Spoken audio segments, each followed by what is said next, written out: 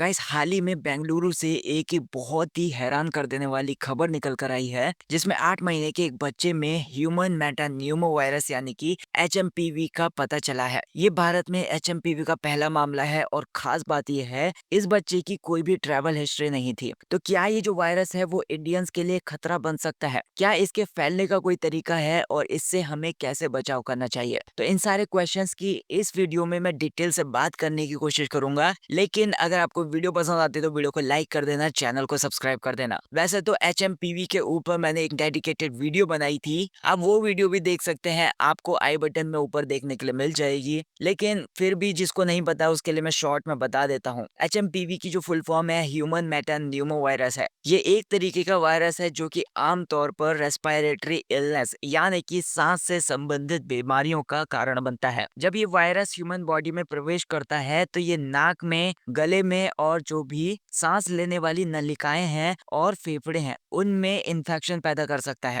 आमतौर पर इसके जो लक्षण है वो नॉर्मली सर्दी जुकाम जैसे हैं या फिर फ्लू जैसे होते हैं, लेकिन ये गंभीर भी हो सकते हैं। मतलब कुछ ऐसे मामले भी निकल कर आए हैं जो कि बहुत ज्यादा गंभीर थे, स्पेशली उन लोगों में जिनकी इम्यूनिटी पहले से ही कमजोर है या फिर वो पहले से ही किसी बीमारी से ग्रसित हैं। आपको ये जानकर हैरानी होगी कि 2001 में सबसे पहले एचएमपीवी का पता चला था। तो ये जो वायरस है वो तब से दुनिया के अलग अलग हिस्सों में फैलने लगा है। हालांकि भारत में अब तक इसके जो मामले थे वो कम थे, लेकिन हाल ही में बेंगलुरु में जो मामला सामने आया है वो एक वार्निंग है। आपको ये जानकर अच्छा लगेगा कि भारत में अभी तक एचएमपीवी के कोई बड़े मामले नहीं थे, लेकिन इस टाइम पर बेंगलुरु में एक 8 महीने का बच्चे में इस वायरस का पता चला है। अब सवाल उठता है कि क्या ये जो वायरस है वो भारत में फैल सकता है? अगर हाँ तो इससे कैसे बचा जा सकता है? भारत में स्वास्थ्य मंत्रालय ने इस मामले को कर्नाटका के हेल्थ डिपार्टमेंट से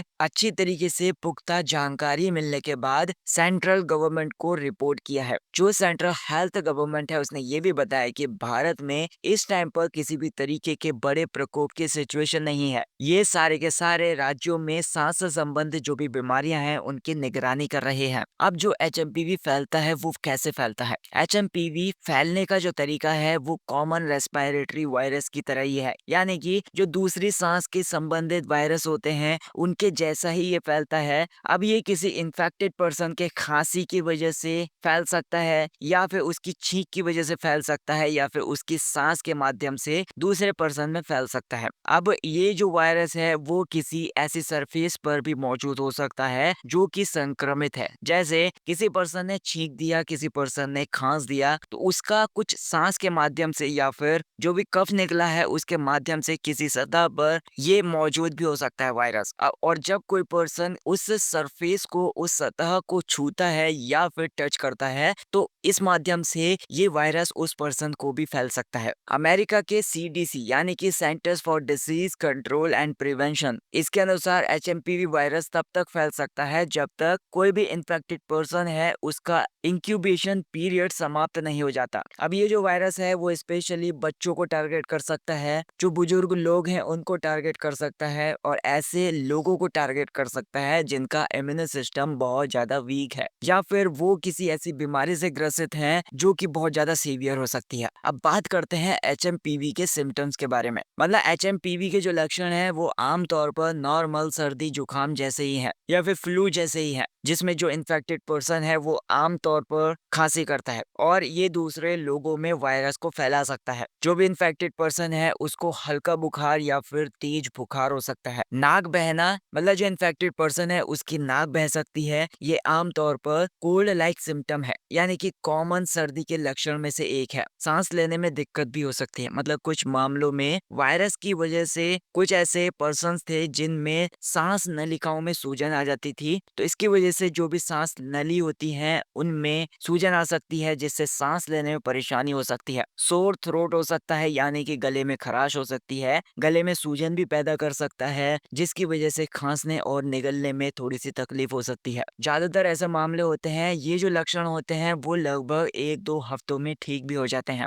लेकिन कुछ ऐसे लोग होते हैं जिनकी कमजोर इम्यून सिस्टम होता है, तो ऐसे पर्सन को ये प्रभावित कर सकता है। उनके लिए ये जो इन्फेक्शन हो सकता है वो गंभीर हो सकता है। अब सवाल ये है कि इस वायरस से बचा कैसे जाए। इसके लिए वही जो सांस संबंधित बीमारियों के लिए सावधानी बरती जाती है, उसी तरीके की सावधानी इसमें भी बरतनी पड़ेगी। मतलब हाइजीन का ध्यान रखना पड़ेगा। अपने हाथों को रेगुलरली साबुन से या फिर पानी से धोना पड़ेगा, स्पेशली जब आप किसी इन्फेक्टेड पर्सन को छू कर आते हैं। खांसी और छींक के टाइम पर आपको अपने माउथ को, अपने मुंह को कवर करना पड़ेगा। अपने मुंह को आप रुमाल से कवर कर सकते हैं या फिर टिश्यू से कवर कर सकते हैं। अगर किसी पर्सन को खांसी है, किसी पर्सन को फ्लू है, तो उस पर्सन को छुए ना, उस पर्सन से दूरी बनाए रखें ताकि जो वायरस है वो फैले ना। अगर आपको सर्दी लग गई है या फिर खांसी आ रही है या फिर छींक आ रही है, तो इधर-उधर घूमे ना, घर में इधर-उधर ना जाएँ, बाहर इधर-उधर ना जाएँ। घर में बैठकर एक जगह पर अपने रूम में आराम करें और दूसरों से दूरी भी बनाए रखें। आप अगर कोई भी भीड़ वाले इलाके में जाएँ या फिर कोई भी ऐसी जगह पर जाएँ जहाँ पर बहुत ज़्यादा भीड़ है, तो वहाँ पर मास्क लगा कर जाएँ ताकि जो इन्फेक्शन का ट्रांसमिशन है,